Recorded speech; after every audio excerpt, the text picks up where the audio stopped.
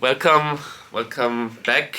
If you're on my channel, if you're watching this on my channel, my channel is Stefan Redelsteiner Experience. I think that's the name of my channel. And if you're watching on the other channel, it will be most likely Murdock's Music Minute. Yeah, and today this is a first time thing for me. You already did some reactions on your channel. I never did a first time reaction on my channel, but this is going to be Pulp. More Pulp is, I think, the title of the album. More Pulp, yeah. More Pulp. More. We were recording this on June 6th, so it got released today.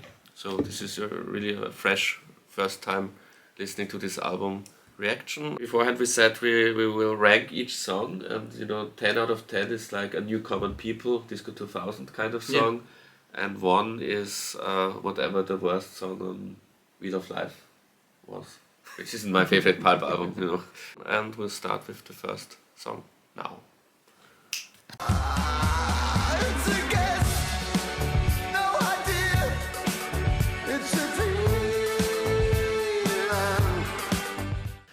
So that was Spike Island.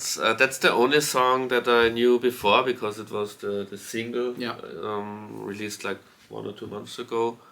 I think you have heard the song I've heard it as well. Yeah. It's the only song I heard beforehand. Yeah. So what's your opinion? I was a bit surprised how groovy this one is. Quite disco influenced. I mean, that's nothing exactly new from Pulp, but I didn't expect them to return to the mirror ball or the dance floor with this one. I think that's the direction they had already left with This Is Hardcore and Wheel of Life. So I think those two albums went away from the disco mirror ball thing. So it's really harking back to different class and also his and hers. Yeah. And I think that was kind of like the mission for this song. We're back and we want to remind you of the glory days of different class. Let's forget Wheel of Life and and other stuff, separations, maybe also forget it. Back to the mid-90s. Yeah, back to when we were successful. So that could be, if I now tell you my opinion, that could be something that I think maybe when I'm harsh, I could say it's a bit cynical, maybe, like, going back to the formula that worked once. But it's a catchy song. Like you said, it's a groovy song. It's a good song. It's a good song. It's a very good song. Very solid single, in my opinion. Maybe not as 90s nostalgia as they maybe thought it would be. It almost sounds a bit 70s. Well, but that was different class, sounded like Roxy music in the 70s. But with those 80s, 90s keyboards. And this one even sounds a bit more retro, maybe. They wanted to sound more classic, more timeless this time. Yeah. And I think it's a good song. Definitely. How many points do you give? Now, listening to it for the second time, as mentioned, it's catchy, it's solid. I would give it a 7. Me too. Oh, okay. 7. So it's good, not great, but I think it's good to very good. Good to very good. So we have to look. I still don't know what the title is. The next one is called Tina. Maybe a song about Tina Turner. Let's find out. Tina, saw her this morning on the train. She's playing games. Another Pulp song with a female name. That's the title. Sylvia. Sylvia is another one. So what do you think about Tina song? I really liked it. And it's also again like Travis Cocker back to his clever wordplay stuff. Tina, the abbreviation for There Is No Alternative, gets even mentioned in the lyrics. And the end is like, did you recognize it's taken like it's taken from Stairway to Heaven. It ends like Stairway to Heaven. It's really strange, but I really liked it. It's not really what I expected, but I liked it. Yeah, this was definitely an interesting change after the first track. Jarvis Cocker is in extremely fine form. Really, as if the 23 or 24 years never happened between the last this album. A lot of violin in the song. which I liked. Almost a bit of a jazzy cocktail lounge touch. Again, very Roxy music like, I would say. You are more an expert on Roxy mid-70s music. Roxy music. Yeah. So in terms of rating? I mean, I liked it very much, but it's still a 7, but a strong 7. Yeah. Maybe a bit. I think I liked it a bit more than Spike Island even. I mean, Spike Island is the better single. Yeah, this is not a single. This is a. It's not a single, deep but cut, it's an album track and a very good album track. And I think Spike Island is just a good single. Yeah. So it's a strong 7. Spike Island was like a closer to 6, and this song is closer to 8 for me. But it's a 7. Right. Gut reaction. I would give this an 8 out of 10. I really enjoyed this a lot. So. Yeah, let's see how where this album. It's really goes. interesting now. What's the third song will be really interesting because those were like 2 directions. Yeah. And I also prefer the Tina direction, which is a bit more unexpectedly sounding. Than Spike Island is really, like I said, the mission statement. We're back and nothing has changed since different clouds. Yeah. So and this one, there's something vaguely European sounding about this song. Yeah. Okay, let's get to the next one. Next song, Grown Ups. Grown Ups. Not about us. Trying so hard to act just like a grown up, and it's so hard. Grown Ups. What's your opinion, Murdock? Yeah, I like this plodding riff beat, but the entire time I was trying to remember what this melody reminded me of. Yeah, they nicked the melody, really. From something. Like, it must be a very famous song, but I also can't think of which song it is. But it sounds very familiar. Very familiar, big, maybe 80s hit or something. Yeah, and that distracted me a little bit from the actual song. But the 80s also were referenced in the lyrics and like in the song before, or was it Spike Island? No, Spike Island must be about the Stone Roses concert. But maybe the Tina track. I think it also Tina gets mentioned. Tina is in mentioned this song. again, so I'm starting to wonder: is this kind of concept album album or that plays like in 1985, 40 years ago? That would be interesting. Or at least it's a very thematic album, so there are themes running through this album. And very crazy lyrics, right? I mean, like he's going to a newly discovered planet. Yeah, so it's very strange, right? Growing up, coming of age. Again, I like the lyrics a lot. The song as such, it almost goes for 6 minutes. There's not too much happening. Yeah. But Pulp always had songs like that, like Feeling Cold Love or Wicker Man. Those are usually the songs where I zone out a little bit. So I liked it, but so far it's the weakest of the 3. Really, it's my favorite. It's your favorite, so far. I'll give it an 8. An 8 out of 10. For me, it's a 6. Okay, it's okay. So the next song is called Slow Jam. Slow Jam. Oh, okay. It doesn't sound very exciting to me. Slows down to almost nothing when you're going through hell. Okay, a slow jam. Yeah. Sexy or too slow for you? Neither. Okay. I think it's, I was afraid of the title because I thought it would be maybe an instrumental, and I looked at it 5 minutes, a 5-minute slow jam instrumental is not really what I'm looking for when I'm listening to a Pulp album, but it's not. It's a proper song. It's the most non-single A-side track so far. Yeah. But that isn't necessarily a bad thing. I think it's a very good album track that an album needs to breathe. Again, very interesting lyrics. I think these are on this album so far some of the most interesting Travis Cocker lyrics ever, and that's saying something because he's mostly known for his funny or clever lyrics. It's really interesting. It's something I have to listen to again and again, I think. Musically, it reminded me a bit of like early to mid 70s Serge Gainsbourg. Bit the strings especially, and I liked it. What do you say? I didn't pay too much attention to the lyrics. I also liked the the groove, the rhythm, especially the bass. Yeah. I mean, the whole song is built around a rather funky, laid-back bass. It's somewhere between slow funk or even a bit of reggae. I don't know who plays the bass guitar on this album because the original bass player passed away. Who was also very important, for the songwriting of the band. People always believe that Pulp is a band like Oasis, where where one mastermind does everything. But it always used to be the band, as far as I understood it, composed the music. And one time maybe Jarvis wrote the music and sometimes the bass player. So Jarvis was mainly he was the lyricist of the band, but the music, I think, always came from different people in the band.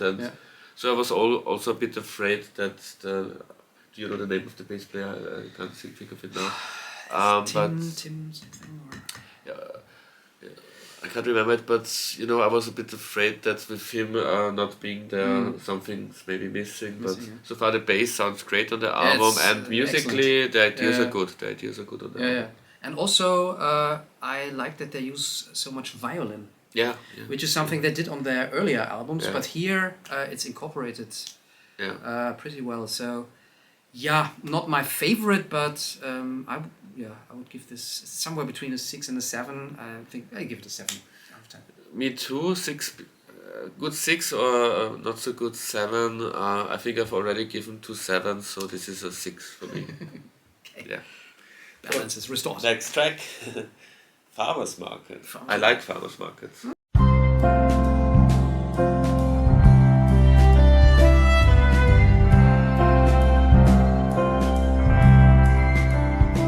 That was a good year, the one when we still believe. Farmers Market. Farmers Market. What did you think about Farmers Market?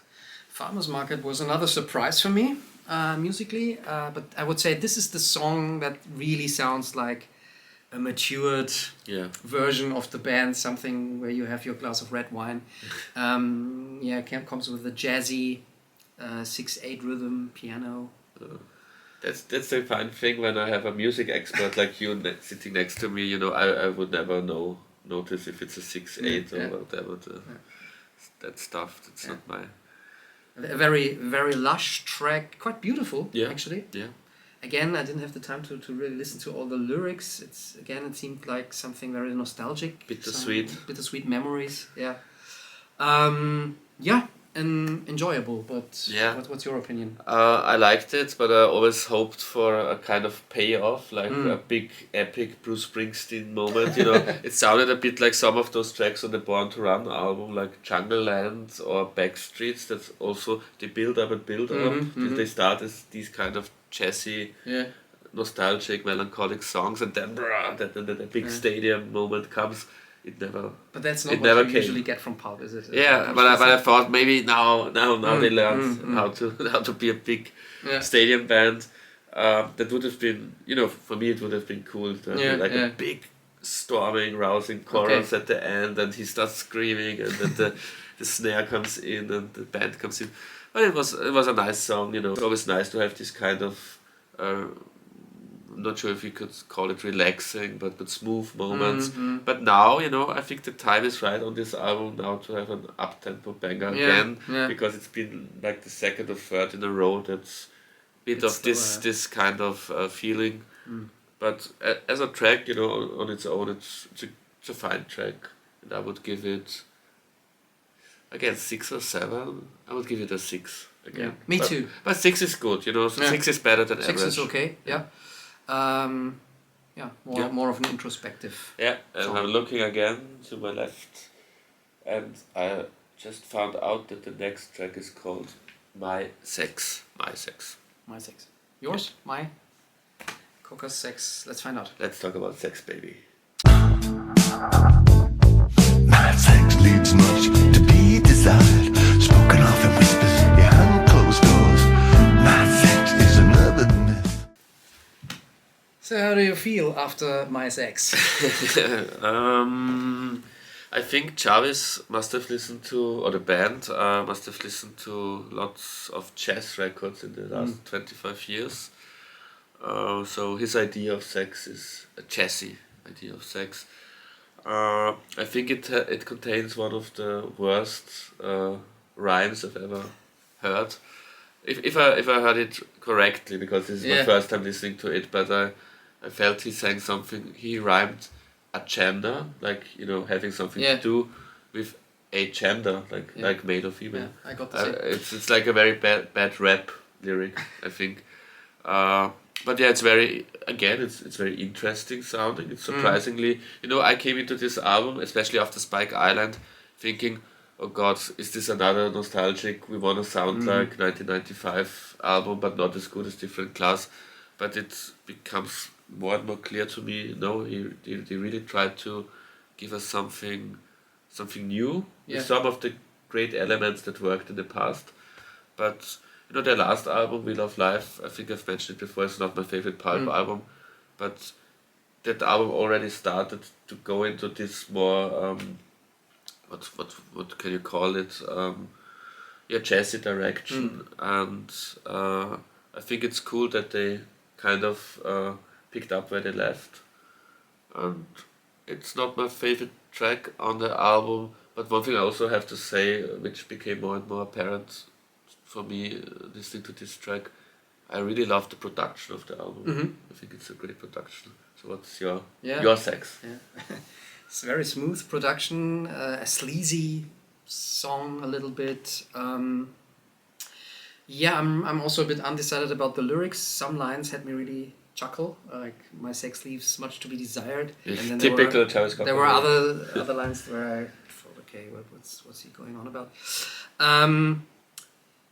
Overall, not a track I liked very much, to be honest. I don't think this has a lot of replay value. I would give it a very weak 6. I didn't like the ending somehow with those staccato background vocals. I don't know. I didn't really. It's an interesting idea. Again, I appreciate they do. Something else. They go somewhere where they haven't been yet before, like the Enterprise. But it's also for me the weakest track on a very, at least until now, strong album. So I give it a 5. Okay. 5 for me. So far, I would also say, apart from Spike Island, this is not really Different Class Part 2. It's an album with its very own character, and that's what I enjoy. And I think the next track is also one of 2 tracks that was already released as a single, but I never listened to it. Never listened to it yet. It's called Got to Have Love.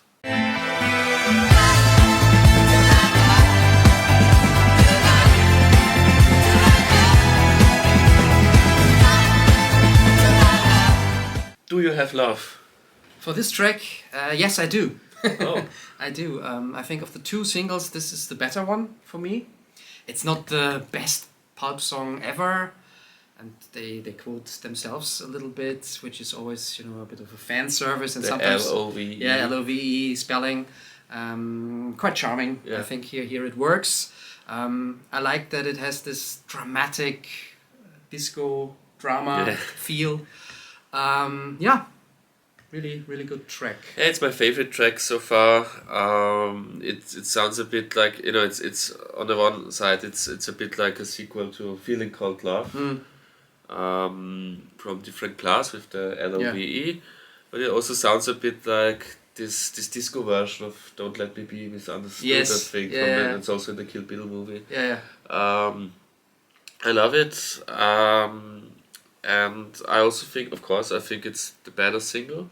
And the thing is, with both singles, those are the 2 tracks where they tried really to, create a nostalgia factor or ride on the nostalgia wave. It's very much, it's not really a track that could have been a Different Class because the production is so, in a good way, I think, going for different things. But it's a very fine track. It's not too much nostalgia that it can stand on its own as a good track, and I'm giving it 8 out of 10. It's also an 8 for me. Cool. Next track is Background Noise. Love turns into background noise, like it's ringing in my ears. Okay, Stefan, what do you say to 3 minutes and 41 seconds of background noise? If the background noise is a reverby 80s tambourine, I can live with it. But in a song, he sings about a buzzing fridge. It's a noise I don't particularly enjoy. And musically, it's also probably the track I enjoyed the least so far. I think that the harmonies, the chord structure, and so on, is a bit boring. Didn't really happen much for me. The lyrics, of course, like I said, the busting of the fridge. That's a nice, that's a nice image. Typical Travis Cocker kind of thing. So it's okay. It's not my favorite. Okay. Your Yeah, we opinion?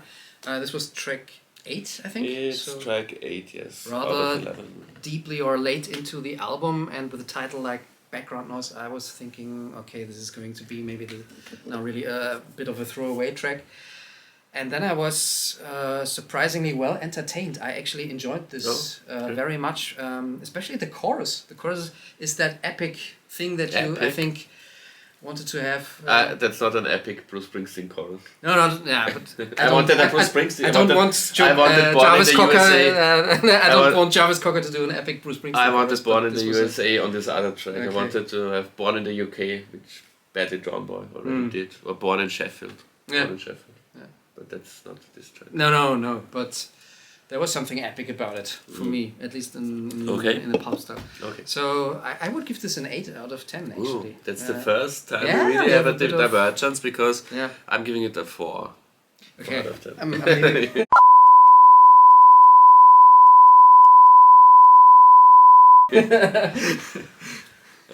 Maybe the next track will.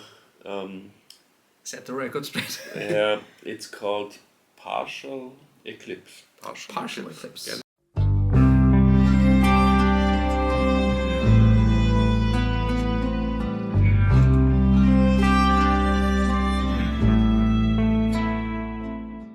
Partial Eclipse, Murdock. What's your opinion? Yeah, interesting song title. Yeah. This, from the title alone, this could have been something left from We Love Life, maybe. The first few bars gave me a bit of feeling of the Twin Peaks theme melody, or at least from the atmosphere.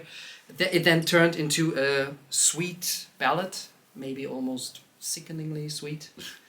Pulp have done great ballads, but this one, I have to say, I found it rather boring. Really, I thought that you would like this track because it reminded me on everything that I don't like about Pink Floyd or the metal album. We once talked about metal. The ending had a bit of Pink Floyd, but it was dull to listen to.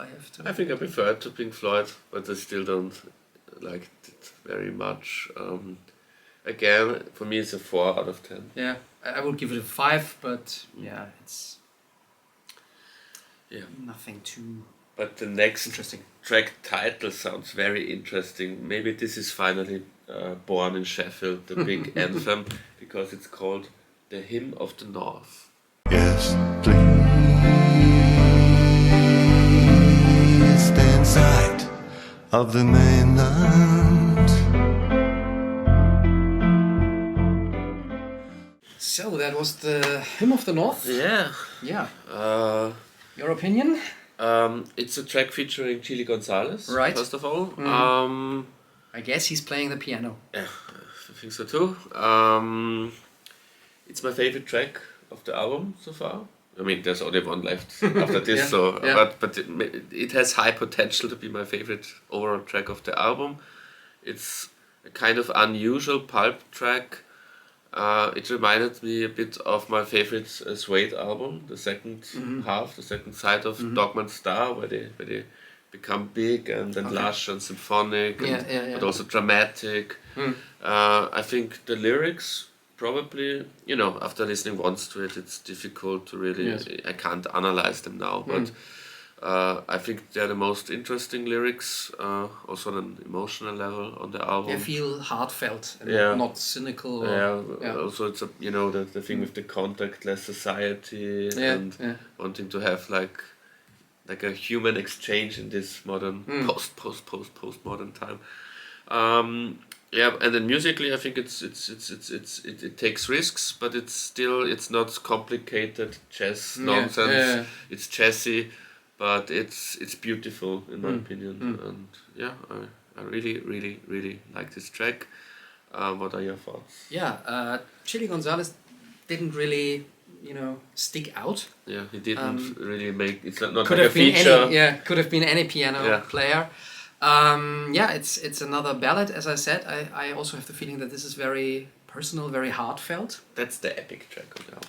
That's the epic track on the album, but I have to say at this point the album loses me a little bit after what was the other one? The Partial Eclipse, and now this one. They're taking risks, but it's not very engaging, to be honest. There was a break in the middle that sounded a little bit like a wannabe James Bond movie I like that soundtrack. Really. I'm not really connecting with this, so it's another 5. 5. I'm giving it a 9.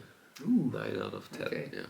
So there's only one more track, A Sunset. I'd like to teach the world to sing, but I do not have a voice. What's your opinion on A Sunset? The sunsets on Pulp. What does this mean? No, this is a nice little closing track. Almost feels like an afterthought to the album. Yeah. So actually, even though I didn't like it that much, I think I would have preferred them to close the album with the Hymn of the North. But anyways, this was charming. There's something very naive about this song. Yeah. Almost reminded me a little bit of the more jangly stuff Cocker did on the very first Pulp album. Yeah. A little bit. Yeah. I thought it was okay, but I haven't too much to say about it, to be honest. I think the melody reminded me a bit of parts of Help the Aged. Something reminded me. But the arrangement is more like a little soul or something changed, those kind of songs. Yeah.